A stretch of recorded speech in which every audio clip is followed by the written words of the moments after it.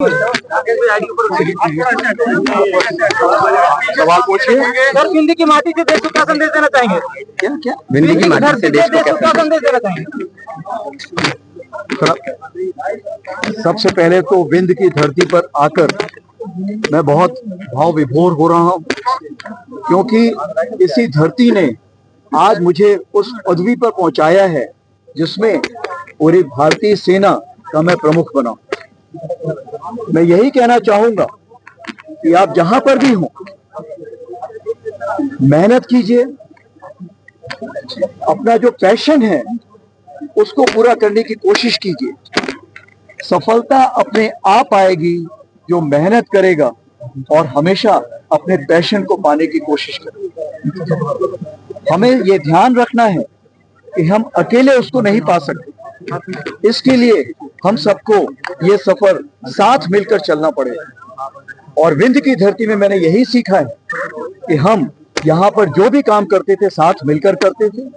और मैं भारत या कहीं भी बाहर गया हूँ और विंध्य क्षेत्र का अगर कोई व्यक्ति मिला है तो वो बड़े ही गर्मजोशी से मिलता है और वो साथ में मिलकर कदम मिलाता है और साथ में मिलकर कार्रवाई करना चाहता है। सर, कैसा एहसास है आज आप सैनिक स्कूल में खड़े हुए?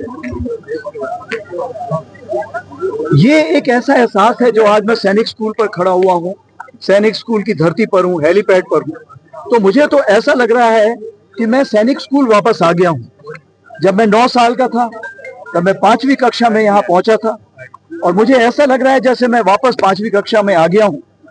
और यहाँ पर एथलेटिक्स ग्राउंड होता था और मेरा मन कर रहा है कि मैं वैसे ही उस एथलेटिक्स ग्राउंड में अपना फिजिकल ट्रेनिंग की कार्रवाई शुरू करूं, लोगों से मिलूं, खिलखिलाऊं और वो बचपन जो वापस नहीं आ सकता लेकिन फिर भी कोशिश है कि उस बचपन को दोबारा जीऊं। सर, अपने अजीज दोस्तों को भी लेकर साथ में।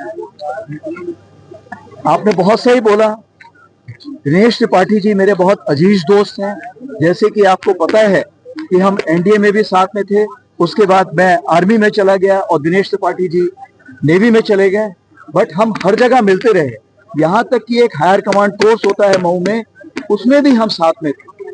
तो मैं यही बताना चाहूंगा कि आज की तारीख पे अगर ऑफ सिंदूर की सफलता को आप देखें तो वो इसलिए क्योंकि नेवी मेरे अजीज दोस्त कमांड कर रहे थे और एयरफोर्स भी मेरे अजीज दोस्त जो मेरे कोर्समेट हैं, जिनको हम air chief marshal AP Singh बोलते हैं, वो कमांड कर रहे थे। और जब हम तीनों एक साथ मिल गए तो फिर किसी की क्या मजाल कि कोई कुछ कार्रवाई कर सकता। सर, क्या ऑपरेशन सिंदूर अभी एक्टिव है? ऑपरेशन सिंदूर अभी खत्म नहीं हुआ, ऑपरेशन सिंदूर अभी चल रहा है। जब हमें उचित समय लगेगा उसी समय ही ऑपरेशन सिंदूर को समाप्त किया जाए। सर, पाकिस्तान अगर कोई दोबारा कायराना हरकत करता है तब क्या कदम उठाया जाएगा? ऑपरेशन सिंदूर 2.0 की हमने पूरी तैयारी कर रखी है। अगर उसने कोई कायराना हरकत की तो उसको मुंहतोड़ जवाब दिया जाएगा। सर, देश के युवाओं को क्या संदेश देंगे? मैं देश को, युवा को यही संदेश देना चाहता हूँ कि आपने वर्दी पहनी हो या ना पहनी हो, आप मेरी तरफ से सोल्जर हैं, आप मेरी तरफ से एक सैनिक हैं। जिस भी फील्ड में आप काम कर रहे हैं, देश के प्रति समर्पण रखिए, क्योंकि जो कल की लड़ाई होने वाली है वो सैनिक सिर्फ बॉर्डर पर नहीं लड़ेगा, ये पूरा देश एक साथ लड़ेगा। इसलिए हम सबको एक साथ उसकी तैयारी करनी पड़ेगी। सर, एक सवाल है पूर्व सैनिकों का।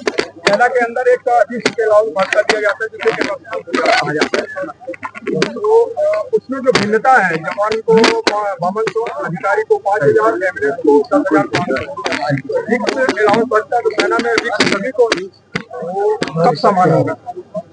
अभी आपने जो सवाल पूछा है उसमें सबसे बड़ी क्या है, क्या तनख्वाह बराबर है? तनख्वाह बराबर नहीं है। तो ये जो 8th पे कमीशन है, जो भी आपकी ऐसी मांग है, जो भी ऐसे सुझाव है, उन सुझावों पर कार्रवाई करेगी। आपको पता है कि सरकार ने अभी 8th पे कमीशन अनाउंस कर दिया है, तो ये जो आपने जैसे बताया है, आप ये सजेशन उनको भेजिए तो उस पर कार्रवाई होगी।